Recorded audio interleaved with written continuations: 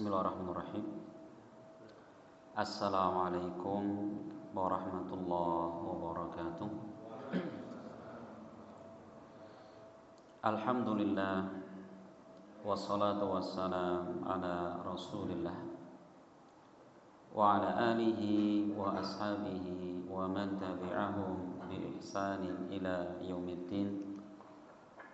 Wa asyhadu an la ilaha illallah wahdahu la syarika lah wa asyhadu anna Muhammadan abduhu wa rasuluh sallallahu alaihi wasallam. Qala Allah subhanahu wa ta'ala, ya ayyuhalladzina amanu taqullaha haqqa tuqatih wa la tamutunna illa wa antum muslimun. Ya ayyuhan nasu taqu rabbakumul ladzi khalaqakum min nafsin wahidah wa khalaqa minha zawjaha wa batha minhuma rijalan katsiran wa nisaa'a wattaqullaha alladzi tasaaluna bihi wal arham innallaha kana 'alaikum raqibah. Ya ayyuhalladzina amanu taqullaha wa qulu qawlan sadida yuslih lakum a'malakum wa yaghfir lakum dhunubakum wa may yuti'illaha wa rasulahu faqad faza fawzan 'azima. Amma ba'd. Ma'asyiral muslimin rahimani wa rahimakumullah. Pertama dan yang paling utama, marilah kita memanjatkan puji dan syukur kehadirat Allah Subhanahu wa ta'ala atas segala limpahan nikmat yang Allah anugerahkan kepada kita semua. Sehingga alhamdulillah di malam yang berbahagia ini kembali Allah Azza wa Jalla mempertemukan kita di majlis yang sangat mulia ini dalam rangka kita tafaqquh fiddin, mempelajari dan mendalami agama. Ma'asyiral muslimin rahimani wa rahimakumullah. Insyaallah kita di malam yang mulia ini ada selingan ya. Biasanya kita tafsir, kita selingan. Apa selingan kita? Masih di Al-Qur'an, Pak. Jadi berkutatnya seorang muslim Al-Qur'an ke Al-Qur'an gitu. Maka sebagai selingan kita ya, dan kita rencanakan insyaallah nanti sebulan sekali 3 kali tafsir, nanti sekali selingan. Apa selingannya? Insya Allah kita akan membaca ya di dalam kitab Qasasul Anbiya, kisah para nabi, gitu ya, kisah para nabi. Karena di antara isi kandungan Al-Qur'an selain terdapat di dalamnya tentang hukum halal haram, gitu ya, di Al-Qur'an juga terdapat kisah-kisah yang penuh dengan ibrah. Jadi kisah dalam Al-Quran ini bukan kisah kosong ya, melainkan kisah yang memang penuh dengan makna. Nah, maka suatu ketika orang-orang Yahudi di kota Madinah mendatangi Nabi SAW dan bertanya tentang Nabi di masa dahulu. Coba Muhammad, kalau kamu betul-betul Nabi, coba ceritakan kepada kami perihal Nabi di masa yang lalu. Maka apa? Kemudian Allah Subhanahu wa ta'ala menurunkan satu surat khusus yang dinamakan dengan surat Yusuf di antaranya ini. Jadi surat Yusuf ini adalah menjelaskan perjalanan hidup Nabi Yusuf alaihi salam dari kecil sampai bagaimana suksesnya beliau kelak.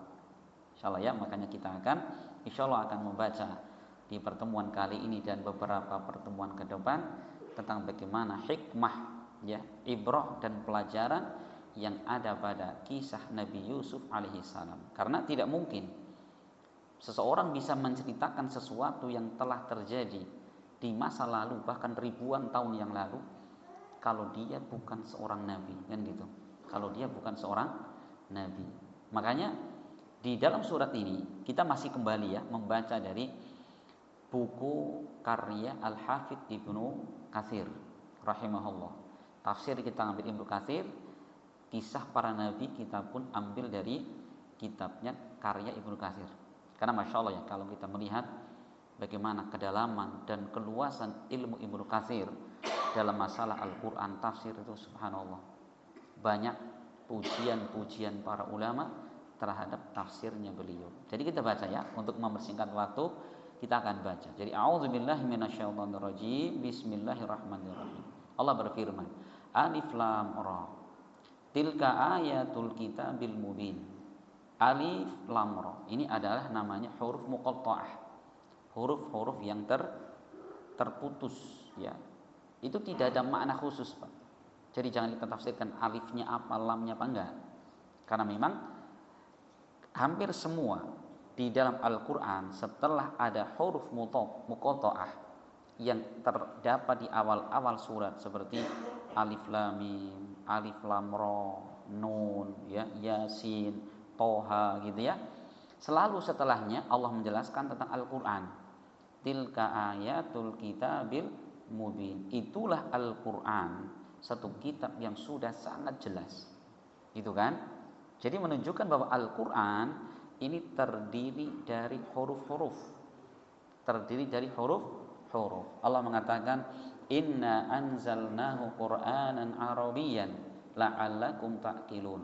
Sesungguhnya kami telah menurunkan Al-Quran berbahasa Arab, la'allakum ta'qilun, agar kalian bisa memahami. Jadi Al-Quran sengaja diturunkan Allah di dalam bahasa Arab. Kenapa kok yang dipilih bahasa Arab gitu ya? Ternyata setelah kita pelajari, Pak, tidak ada bahasa yang lebih ya mencakup lebih luas ya daripada bahasa Arab. Insyaallah ya. Makanya disebutkan para ulama, berarti kalau seperti itu kita belajar bahasa Arab itu termasuk apa? Ibadah. Karena seorang tidak akan bisa sempurna di dalam memahami Al-Quran dan hadis kecuali dengan bahasa Arab. Bisa kita paham, tapi tidak sebanyak orang yang memahami bahasa Arab. Karena apa? Bahasa Arab itu adalah ilmu alat. Seperti kita mau nyangkul, apa alatnya? Cangkul, traktor, kan gitu Pak ya. Kita mau nyari ikan, apa alatnya? Pancing, atau jaring, atau jala, atau potas gitu Pak ya. Cepet maning, apa bom gitu kan. Nah, itu. Ya memang orang nggak punya alat juga bisa dapat, insya Allah Pak, dia ke sungai gitu ya, nunggu ada ikan mabok ditangkap, mungkin bisa seminggu dapat satu. Tapi kalau kita punya alat, sekali tabur, sekali masang jaring bisa ratusan ikan. Sama-sama dapat, cuma apa? Dapatnya berbeda. Yang punya alat lebih dapat banyak, yang nggak punya alat ya ala kadarnya gitu ya. Iya, masya Allah. Allah mengatakan, nahnu naqussu 'alaika ahsanal qasasi bima auhayna ilaika hadzal Qur'an wa in kunta min qablihi laminal ghafilin. Kami, kata Allah, mengkisahkan kepada engkau ahsanal qasas, dengan kisah yang terbaiknya, bima auhayna ilaika hadzal Qur'an, dengan apa yang kami wahyukan kepada engkau di dalam Al-Qur'an ini. Wa in kunta min qablihi laminal ghafilin, walaupun engkau sebelum hari ini termasuk orang yang tidak tahu gitu loh. Jadi Rasul sebelum turunnya surat ini, beliau belum tahu tentang kisah Nabi Yusuf alaihi salam. Dari mana beliau tahu? Wahyu dari Allah Subhanahu wa taala. Bagaimana kisahnya? Nih, mulai ini. Ayat keempat Allah berfirman, "Idz qala Yusufu li abihi ya abati inni ra'aitu ahada asyara kaukaban wasyamsa wal qamara ra'aituhum li sajidin." Ingatlah, kata Allah, ketika Nabi Yusuf alaihi salam beliau berkata kepada bapaknya, "Ya abati, wahai bapakku, ini ra'aitu, sesungguhnya aku melihat," itu melihat di dalam mimpi, ahada asyara kaukaban, 11 bintang, wasyamsa wal qamar, dan matahari serta bulan, ra'aituhum li sajidin, aku melihat mereka semua sujud kepadaku. Tadi berapa bintang? 11 bintang. Kemudian bulan dan matahari. Jadi bintangnya 11 tambah bulan tambah matahari, semua sujud kepadaku. Insyaallah ya, itu dalam mimpinya. Cuman apa makna mimpi itu? Nah, dalam Islam namanya takbir mimpi, Pak. Nah, bapaknya Nabi Yusuf alaihi salam, bapaknya Nabi Yusuf siapa namanya? Nabi Yakub. Nabi Yakub ya. Beliau ini termasuk orang yang diberi oleh Allah Subhanahu wa taala kelebihan berupa ilmu takbir mimpi, tafsir mimpi, Pak. Jadi tafsir mimpi itu ada ilmunya. Jangan sembarang kita menafsirkan, gitu ya. Nah, itu yang berbicara harus ahlinya, Pak ya. Nanti parah kalau itu. Nah, ditambah kalau mimpinya para nabi adalah wahyu. Seperti ketika Nabi Ibrahim alaihissalam bermimpi, apa dalam mimpinya? Dia atau beliau diperintahkan Allah untuk menyembelih anaknya. Ya kan? Kalau jenengan mimpi kok nyembelih anaknya, ampun dikerjakan, Pak. Tangkap polisi jenengan gitu ya. Karena mimpi kita bukan wahyu. Nah, Nabi Yusuf beliau di sini beliau melihat apa? Melihat di dalam mimpinya ada 11 bintang, bulan dan matahari sujud kepadanya. Maka begitu bapaknya mendengarkan, bapaknya mengatakan, qala ya bunayya la taqsus ru'yaka ala ikhwatika fayakidu laka kaida. Wahai anakku, ya bunayya. Ya bunayya ini dalam bahasa Arab namanya isim tashir. Isim yang memiliki makna kasih sayang. Jadi panggilan kasih sayang, wahai putraku tercinta. Masya Allah ini. Apa yang kita ambil di situ? Nabi Yakub alaihissalam ketika mendidik anaknya, ketika memanggil anaknya dengan apa? Kasih sayang. Aja tong ini tong. Itu ya. Jadi masya Allah di sini belum manggil iya bunayya wahai putraku. Karena apa? Pendidikan orang tua itu sangat berpengaruh kepada anak-anaknya. Gitu ya. Kalau orang tuanya ngajari baik-baik, yuk nak makan bareng gitu. Tapi kalau bapaknya ngajari, markidang, mari kita madang, bagaimana Pak? Kok anak kayak marki? Iya kan? Jadi bapaknya ngomongnya gitu, ya bunayya, la taqsus ru'yaka ala ikhwatika. Kamu jangan ceritakan mimpimu itu kepada saudara-saudaramu. Jadi Nabi Yakub alaihissalam beliau punya anak berapa? 12 laki-laki semua, Pak. 12 laki-laki semua gitu. Gitu ya. 12 laki-laki. Nah, sedangkan Nabi Yakub alaihissalam itu memiliki kecintaan yang lebih kepada 2 anak. Yang ini adalah saudara seibu. Ya, yaitu siapa? Yaitu Nabi Yusuf dan Bunyamin kan gitu ya. Ini 2 anak yang paling dicintai oleh Nabi Yakub alaihissalam. Maka Yakub mengatakan, tolong kamu jangan ceritakan mimpimu itu kepada saudara-saudaramu. Fayakidu laka kaida. Kenapa? Aku khawatir nanti kakakmu itu, saudaramu itu akan merencanakan jelek kepada engkau. Karena apa? Bapaknya sudah ngerti bahwa saudara Yusuf ini dia sangat hasad dan iri kepada Yusuf. Dan Nabi Yakub mengatakan inna syaitana lil insani aduwwum mubin. Sesungguhnya setan dia adalah musuh yang nyata bagi manusia. Ingat, jadi Nabi Yakub ingat bahwa setan itu terus apa? Terus menyesatkan manusia. Kan gitu. Kemudian wa kadzalika yajtabika rabbuka wa yu'allimuka min ta'wilil ahadits. Dan demikianlah Allah memilihmu dan mengajarkan kau Yusuf min ta'wilil ahadits, tentang tafsir atau takbir mimpi. Wa yutimmu ni'matahu 'alaika wa 'ala ali Yaquba, dan telah menyempurnakan nikmat-nikmatnya kepada engkau dan kepada keluarga Yakub, kama atammaha 'ala abawaika, sebagaimana Allah telah menyempurnakannya kepada kedua orang tuamu min qablu, dari sebelumnya, itu Ibrahim wa Ishak. Ya, Ibrahim dan Ishak. Jadi Nabi Yusuf ini siapa keturunannya? Yusuf bin Yakub. Yakub putranya siapa? Ishak. Ishak putranya siapa? Ibrahim alaihi salam. Gitu ya urutannya. Jadi Masya Allah. Maka Rasul ketika beliau ditanya ya tentang siapa manusia yang paling mulia, Maka Nabi menjawab, Yusuf ya Nabiullah ibnu Nabiyillah ibnu Khalilillah. Rasul mengatakan manusia yang paling mulia adalah Yusuf. Siapa? Beliau adalah Nabi Allah, putranya Nabi Allah yaitu Yakub, putranya Nabi Allah yaitu Ishak, dan putranya kekasih Allah. Siapa? Ibrahim alaihi salam. Masya Allah, ini Nabi Yusuf memiliki apa? Nasab ya, garis keturunan yang luar biasa. Masya Allah ini. Jadi Allah sini menyebutkan tentang bagaimana Yusuf alaihissalam, beliau jangan cerita mimpi itu kepada saudara-saudaramu. Kenapa? Karena Yakub ngerti nih, ini kakaknya ini ada rasa nggak beres dalam hati mereka. Sekarang pertanyaan kita, boleh nggak sih orang tua itu kecintaannya kepada anak-anaknya berbeda?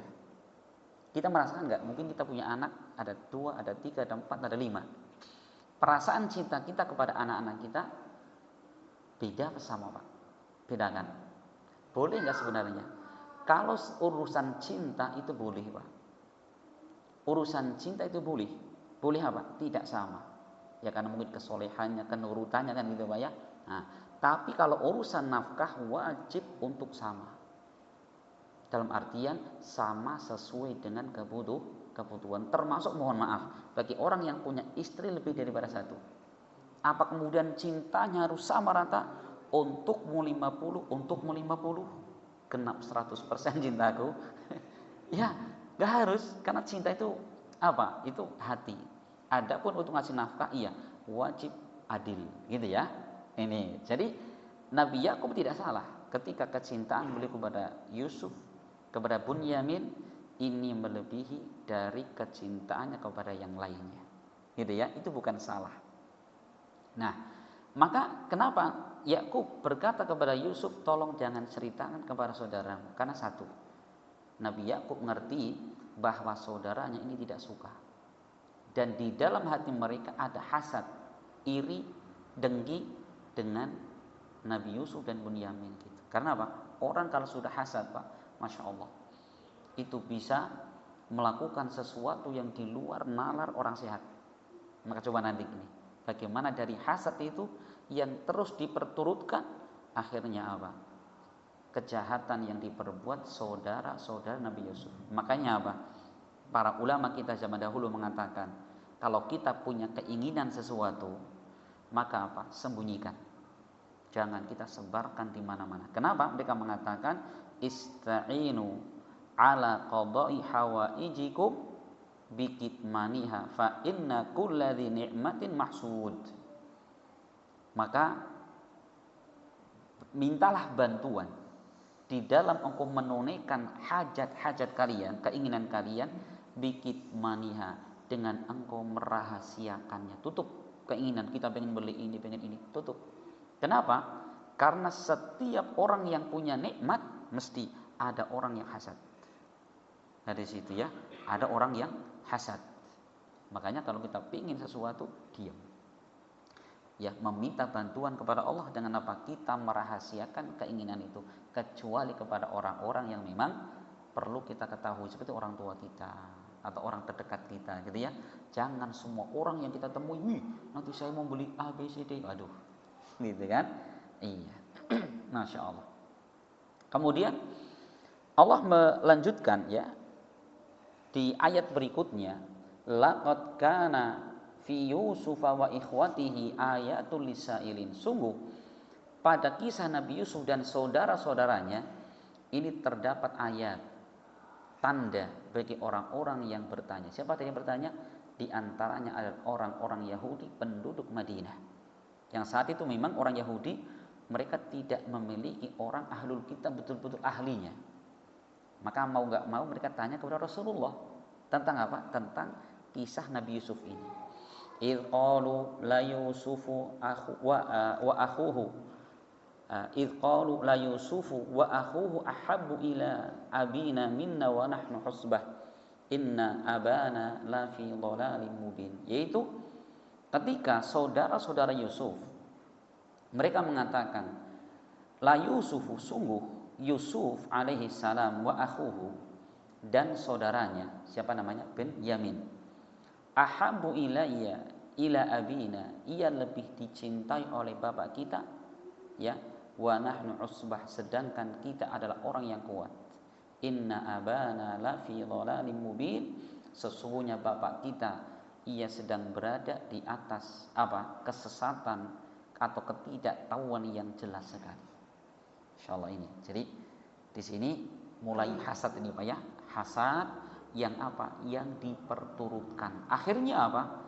Mereka mengatakan uqtulu Yusufa aw yatrahuhu ardhan yakhlu lakum wajhu abikum wa takunu mim ba'dihi qauman shalihin. Salah seorang mereka mengatakan, udah bunuh saja Yusuf, atau kamu buang di tempat yang sana pedalaman, gak ada orang di sana, agar apa? Yakhlu lakum wajhu abikum, agar kemudian kecintaan orang tuamu kembali kepada kalian, bukan kepada Yusuf. Wa takunu min ba'dihi qauman sholihin, nanti setelah itu kamu tobat menjadi orang soleh, gitu loh Pak. Ini ya, ketika ngasih tahu, dia tahu ini apa yang dia perbuat untuk membunuh Yusuf itu dosa. Makanya apa? Sudah, nanti kalau Yusuf sudah mati, kamu tobat, kamu jadi orang soleh. Ini ngeri nih Pak. Ini bahaya ini. Orang-orang seperti ini dijelaskan para ulama, ini termasuk orang-orang yang merasa aman dari makar Allah. Itu berbuat dosa, nggak apa-apalah. Allah Maha Rahman Maha Rahim. Kita tobat, nanti juga Allah ampunkan kita. Nanti jadi orang soleh kita, gitu loh. Makanya Al-Imam Ibnu Katsir, Masya Allah, beliau pernah bercerita dalam kitab beliau namanya Al-Bidayah wa Nihayah. Beliau pernah menceritakan, saya lupa ini di generasi siapa, ada orang namanya Barsiso, Pak. Siapa Barsiso ini? Barsiso adalah orang yang diberikan Allah banyak kelebihan. Di antaranya apa? Dia itu kalau mengobati penyakit orang dengan bacaan tertentu, doa tertentu, seketika itu sembuh, Pak. Segala macam penyakit dengan izin Allah sembuh.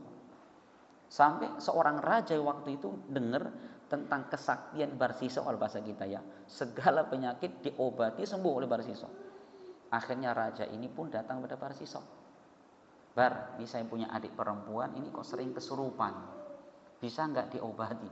Ya bisa Pak Raja, gitu ya, diobati. Di situ sembuh. Bawa pulang, sembuh beberapa saat, kambuh lagi Pak. Akhirnya dibawa lagi, bolak-balik. Akhirnya setan, dia mendatangi Barsiso. Bar, ini setan ya, bisiki Bar, kamu bilang saja sama Bang Raja itu agar adiknya taruh di rumah kamu. Lah bagaimana mungkin, masa saya seorang ahli agama, gitu ya, kemudian apa, menyimpan wanita bukan mahram di rumah saya, kan bahaya. Bar, karena untuk kebaikan bersama ini Pak, untuk kebaikan orang, kata setan gitu. Akhirnya terus gimana alasannya? Ya sudah, bilang saja ini kan biar penanganannya lebih intensif. Ya sudah, akhirnya begitu datang, Bang, ini gimana kalau adikmu taruh di sini aja, biar nanti saya tangani dengan apa, intensif, gitu kan? Udah nggak apa-apa. Oh, kasih bekal, kasih makanan, kasih uang, gitu loh Pak.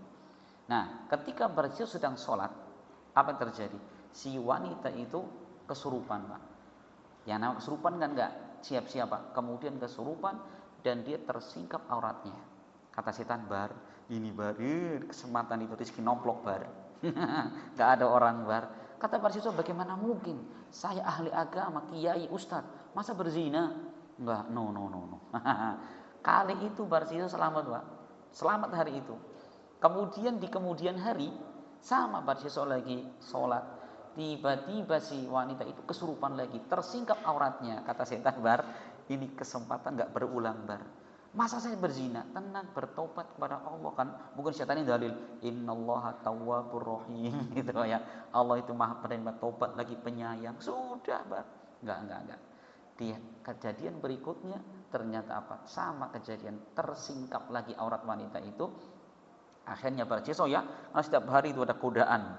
Akhirnya na'udzubillah, Barsiso pun zina dengan wanita itu. Nah, gimana ini?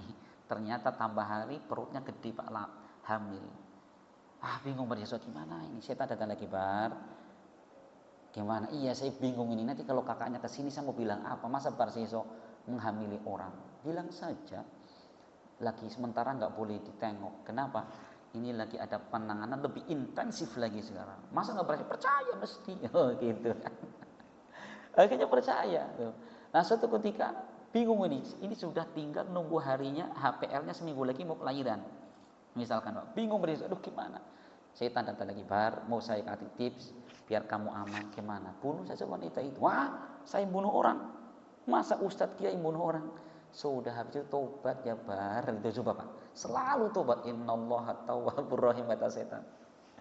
Akhirnya bagaimana? Terus bilang nanti, sudah kamu bunuh wanita itu, kamu kubur di tengah hutan. Udah padang pasir nggak ada yang tahu. Kalau keluarganya datang bilang saja lagi dibawa setan. Bener, akhirnya wanita dibunuh, dibawa ke tengah hutan sana Pak. Terus bajunya kata setan campelin di atas pohon itu. Begitu keluarnya datang, gimana adik saya? Aduh mohon maaf, lagi saya tangani ternyata dibawa setan gitu.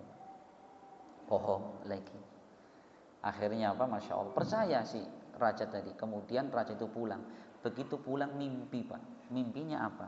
Bahwa adiknya itu nggak dibawa setan, tapi dibunuh Barseso. Tapi terus mereka menepis, ini nggak mungkin, masa Barseso mau sekejahat itu. Tapi satu keluarga hampir semua mimpi hal yang sama, bahwa adiknya itu dibunuh. Akhirnya penasaran, mereka datang ke tempat yang dilihat dalam mimpinya. Ternyata betul di atas ada baju adiknya tercantel, kemudian ada kuburan baru di situ digali, benar adiknya meninggal. Akhirnya Pak Barsiso ini ditangkap langsung. Kata raja, sudah ini hukumannya bunuh, harus digantung Barsiso ini. Nah begitu hari itu mau dieksekusi Barsiso, setan datang lagi, Bar, ini kesempatan terakhir Bar, mau gak kamu nurut saya biar kamu selamat, gak mati hari ini. Gimana? Sembah aku sekali saja. Oh masa saya Barsiso murtad dari Islam? Bar, nanti kamu tobat. Habis itu tobat nggak bisa lah, Bar, ini tinggal berapa menit lagi Bar, orang nurut mati kue Bar. Akhirnya Barsiso nurut Pak, nyembah kepada setan tadi. Apa yang terjadi? Begitu nyembah, raja tidak kasih ampun. Kemudian Barsiso dibunuh dengan digantung sampai mati Pak. Sehingga dikenal dalam Islam, ada orang yang kiai, seorang ustadz ahli agama mati dan sekakhiran. Apa sebabnya? Tadi merasa aman dari makar Allah Subhanahu wa taala. Berbuat dosa, anggapannya enggak apa-apalah. Nanti kan Allah ampuni saya bertobat. Hati-hati itu. Nah, di sini keluarga Yusuf ketika hendak membunuh Yusuf, gitu alasannya. Bagaimana? Udah, nanti kamu bunuh Yusuf, bertobat jadi orang soleh. Nah, kemudian qala qailum minhum, maka salah seorang di antara mereka, ini disebutkan dalam riwayat, yaitu anak yang paling besar dari keluarga Yusuf ini, mengatakan la taqtulu Yusuf, jangan kamu bunuh Yusuf, wa alquhu fi ghayabatil jub, tapi buang saja Yusuf itu di dalam sumur, suruh dicemplungin ke sumur. Agar apa? Yaltaqithu ba'dus sayarati in kuntum fa'ilin, agar nanti kalau ada orang lewat ke situ hendak ngambil air, dia bisa dibawa. Intinya biar Yusuf jangan mati, intinya biar Yusuf itu nggak ada di rumah kita lah, biar bapak kita itu cintanya kepada kita. Jika kamu mau melakukan ini, sama-sama jahat bukan? Jahat. Kalau adiknya pengennya Yusuf dibunuh, kalau kakaknya pengen dibuang saja, semua adalah kejahatan. Ya, iya. Siapa nama kakak Yusuf yang paling besar? Al-Imam As-Sudi, ulama tafsir mengatakan namanya Yahuda. Ada yang mengatakan seperti Muhammad bin Ishaq, beliau mengatakan namanya Ruwaibil, gitu ya. Ini beberapa riwayat tentang siapa nama kakak Nabi Yusuf alaihissalam, gitu ya. Kemudian mulai mereka, perhatikan Pak ya, ini berawal dari hasad, ngerinya hasad, iri. Ya. Kemudian apa? Qalu, mereka saudara-saudara Yusuf datang kepada bapaknya seraya mengatakan, ya abana, ma laka la ta'manna ala Yusuf wa inna lahu lanasihun. Ya. Wahai bapakku, ma laka la ta'manna, apakah engkau tidak percaya kepada kami agar kami membawa Yusuf, dan kami adalah orang yang menginginkan kebaikan untuk Yusuf. Jadi mulai merayu bapaknya, Pak, besok kami izin bawa Yusuf. Ya, dengan apa? Arsilhu ma'ana ghadan. Tolong besok ini Yusuf biar ikut bersama kami. Yarta wa yal'ab wa inna lahu lahafidun. Agar Yusuf bisa bersenang-senang dan bermain-main dengan kami, dan kami, kata kakaknya Yusuf, akan menjaga dia. Perhatikan. Padahal jelas ya, saudara Yusuf ini mau mencelakakan Yusuf. Tapi apa yang diucapkan? Kami ini ingin berbuat kebaikan kepada Yusuf. Maka perhatikan, kita itu jangan gampang percaya sama orang, Pak. Ada orang mengatakan saya ingin berbuat kebaikan, jangan percaya dulu, gitu ya. Bisa jadi ini cuman ucapan lisan, tapi maksud dibalik itu mencelakakan kita. Ini contohnya. Ya, makanya dilihat dulu. Kalau orang betul-betul baik kepada kita, dilihat dulu. Jangan langsung percaya, gitu ya. Maka Yakub mengatakan, qala inni la yahzununi an tadhhabu bih. Sungguh bahwa kepergian kalian itu sangat menyedihkanku. Wa akhafu ayyakulahu dhi'bu wa antum anhu ghafilun.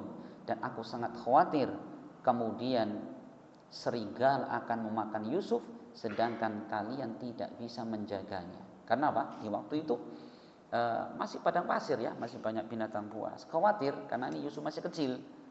Ya, qalu, kata surah Yusuf, la in akalahu dhi'bu wa nahnu usbah inna idzal la khasirun. Jika Yusuf sampai dimakan serigala, ya, padahal kami adalah orang-orang kuat yang siap menjaganya, sungguh kami adalah orang yang celaka, orang yang merugi. Masa sih kita tidak bisa menjaga adik sendiri? Tuh, ini ketika merayu ya, Masya Allah, ketika merayu bapaknya.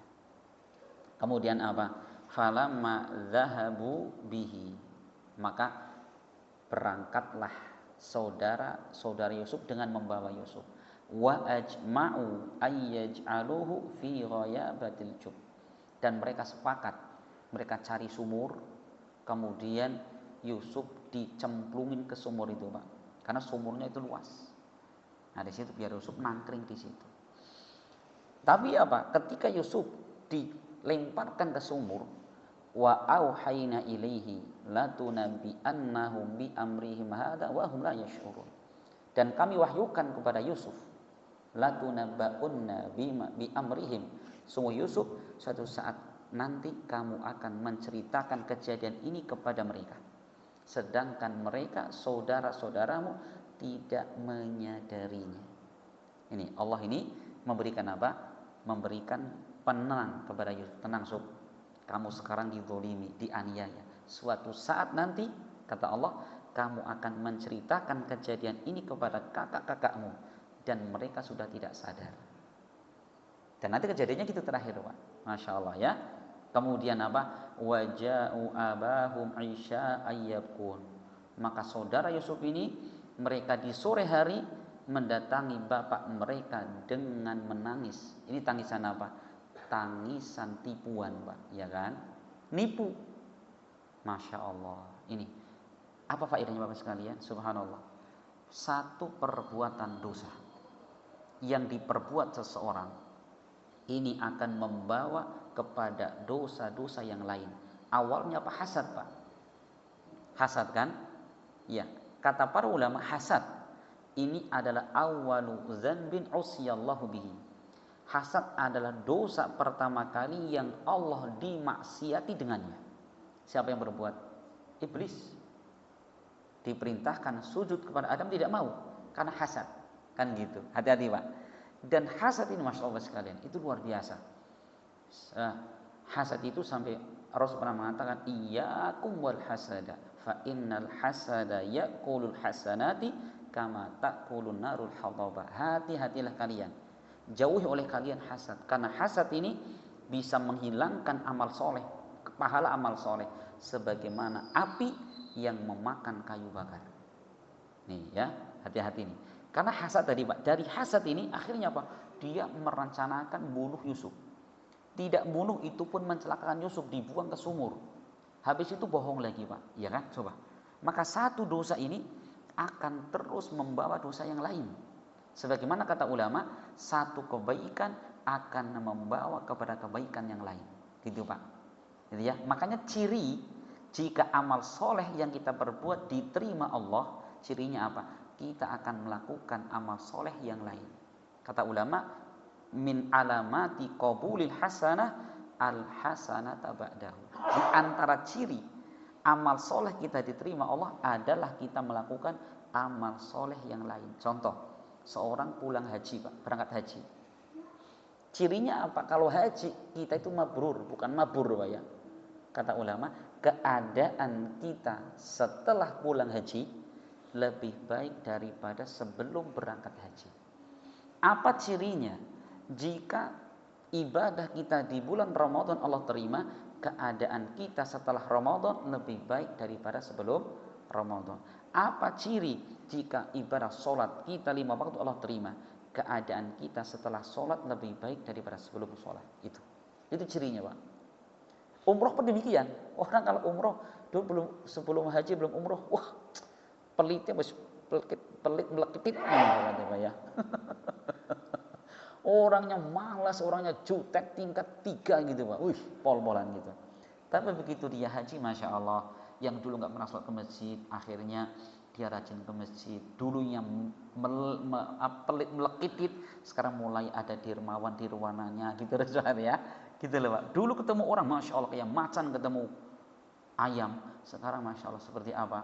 Seperti gitu loh Pak. Jadi cirinya gitu, Masya Allah ya di sini. Jadi luar biasa di sini. Nah, ini termasuk paling bahaya. Satu perbuatan dosa diperbuat, maka akan mendatangkan dosa yang lain. Nah, kemudian Bapak sekalian, masuk kita sedikit lagi ya. Nah, kemudian mereka datang di sore hari dalam keadaan menangis, mengatakan qalu ya abana, wahai bapak kami, inna dhahabna nastabiqu wa tarakna yusufa inda mata'ina fa akalahu dhi'bu. Wahai bapak kami tadi sedang berlomba-lomba dengan Yusuf. Kami tinggalkan Yusuf di tempat baju-baju kami, ternyata ternyata Yusuf dimakan oleh seekor serigala. Wa ma anta bimu'minin lana walau kunna shadiqin. Apakah engkau tetap tidak percaya kepada kami, Bapak? Padahal kami adalah orang-orang yang jujur. Coba ngomong lagi Pak. Padahal yang namanya kebaikan itu nggak perlu kita omongkan, ya kan? Saya orang jujur, orang baik, nggak perlu. Ini contohnya saudara Yusuf, orang jahat, walaupun dia ngomong kebaikan tetap jahat. Gitu. Wajah ditambah bukti lagi Pak. Wajah ala qamisihi bidamin kadib. Bahkan dia datang dengan membawa baju Yusuf dengan darah palsu. Darah apa? Darah hewan Pak. Nyembelih hewan, darahnya ciprat-cipratin di baju Yusuf. Bilangnya Pak, ini kalau nggak percaya, ini baju Yusuf disobek sama serigala, darahnya pun tercacat di mana-mana. Apa yang dilakukan oleh bapaknya Yusuf? Qala bal sawwalat lakum anfusukum amron.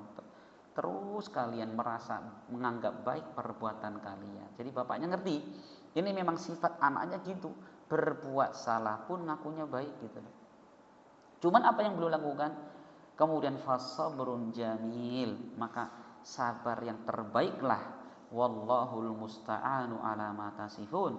Maka Allah lah tempat kita memohon pertolongan atas apa yang kamu ucapkan itu. Masya Allah. Ya, sampai dikisahkan bahwa Nabi Yakub alaihissalam ketika mendengar anak yang sangat dicintai ini dimakan serigala, itu pun masih diragukan gitu ya. Berarti kan kemungkinan anak ini dibuang, ya, atau nggak tahu di mana kan gitu. Setiap hari Nabi Yakub alaihissalam beliau menangis Pak. Saking lamanya menangis sehingga menyebabkan apa? Menyebabkan beliau buta. Masya Allah ya, ini orang kalau betul-betul sedih dan itu berkepanjangan bisa menyebabkan apa? Menyebabkan kebutaan. Masya Allah. Bahkan apa? Nah, akhirnya apa? Waja'at sayyaratun fa'arsalu waridahu fa'adladalwah. Kemudian datanglah ada serombongan orang dagang. Dan kemudian mereka ngutus orang untuk apa? Ngambil air. Begitu ngambil air, dapat anak. Ditarik. Mereka mengatakan, "Busyra hadza ghulam." Kita dapat kabar gembira ini. Ini adalah apa? Budak ini bisa kita nanti apa? Jadikan barang dagangan. Rezeki nomplok. Tahu enggak Bapak sekalian? Bagaimana jahatnya saudara Yusuf. Begitu anak itu sudah dibawa, kemudian saudara Yusuf ngejar rombongan ini. Pak, sebentar dulu Pak. Ini anak ini budak saya, dia kabur. Coba udah dibuang, dibawa orang, dibilang ini budak, kabur. Akhirnya apa? Dijual, Pak. Berapa harganya? 20 dirham. Berapa 20 dirham? Kalau kita rupiahkan, Pak, 1 dirham itu mata uang perak. 1 dirham itu 2,975 gram. 2,975 gram, enggak sampai 3 gram. Kali 20, berarti berapa? Nah, ya katakanlah 3 gram saja lah. Kali 20 berarti berapa? 60 gram. Ya, 60 gram ya. Kalau perak sekitar 10 atau 11 ribu Pak harganya, Pak. 10 ribu lah. Berarti berapa harganya? Cuman 600 ribu, Pak. Ini seharga cempe itu, Pak. Iya kan? Cempe lahir pun sudah sejuta ini. Ini Yusuf dijual kakaknya harganya berapa? Itu lebih murah daripada seekor cempe. Kan kurang ajar banget itu. Nah, bagaimana kelanjutan kisahnya? Insya Allah kita lanjutkan pada pertemuan berikutnya. Gimana Yusuf alaihissalam gitu ya?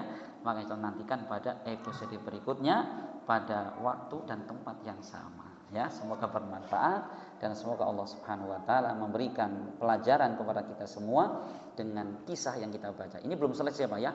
Ini kayaknya 5 pertemuan enggak cukup. Jadi 5 bulan nanti, Pak, sampai Syawal nanti ini, Pak. Semoga bermanfaat dan semoga Allah Subhanahu wa taala memberikan kepada kita ilmu yang semakin menguatkan iman dan takwa kita kepada Allah Subhanahu wa taala. Amin ya rabbal alamin. Dan kita bermohon kepada Allah semoga Allah menerima segala amal soleh kita, mengampunkan segala dosa dan khilaf kita, serta semoga Allah Subhanahu wa taala memasukkan kita semua ke dalam surganya kelak. Amin rabbal alamin. Subhanakallahumma bihamdik asyhadu an la ilaha illa anta astaghfiruka wa atubu ilaik. Assalamualaikum warahmatullahi wabarakatuh.